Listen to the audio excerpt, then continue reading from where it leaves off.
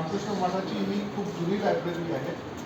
म्हणजे जवळपास जसं मठाला 100 वर्ष आता पूर्ण होतात आहे, तसंच या लायब्ररीला सुद्धा त्याच प्रकारे पहिल्यापासून मेडिकल ॲक्टिव्हिटी आणि लायब्ररी अशा दोन ॲक्टिव्हिटी सोबत होते. हे घेऊनच रामकृष्ण मठ टाकण्याची सुरुवात झालेली आहे. ही लोकांची जी कल्पना अशी असते की रामकृष्ण मठामध्ये आहे तर ही आध्यात्मिक फक्त लायब्ररी असेल, आध्यात्मिक ग्रंथालय असेल. तसं नाही, इथे सर्वच प्रकारचे पुस्तकं असतात.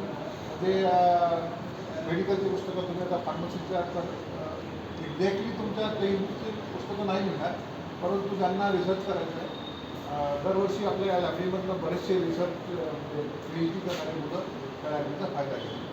वाचक जरी कमी झाले असले पहिल्यापेक्षा तरीसुद्धा ज्या लोकांना खरंच अभ्यास करून काहीतरी रिसर्च करायचं आहे ते लोक या लायब्ररीचा फायदा घेतात. 60,000पेक्षा जास्त पुस्तकं आमच्याकडे आहेत.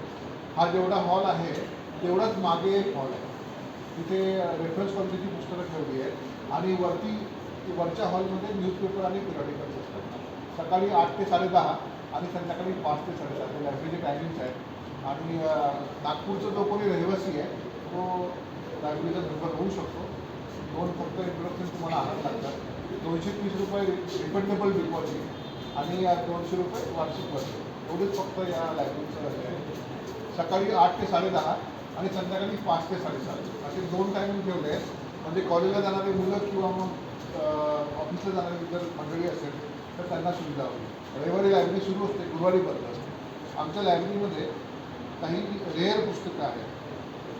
जसं की हा बघा 1793चं हिस्ट्री ऑफ इंग्लंड, 1793चं हे पब्लिकेशन आहे. तेव्हाचा पेपर आणि हे सगळं तुम्ही बघू शकता पाहिजे.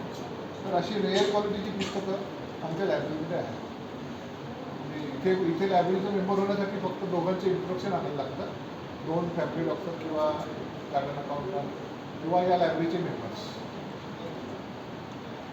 फक्त कोणत्या पुस्तकाला हात लावू नका, कारण की पुस्तक काढून जर दुसरीकडे ठेवलं तर ते लॉस्ट होऊन जातं. म्हणजे त्याची जागा एक पर्टिक्युलर ठरलेली असते.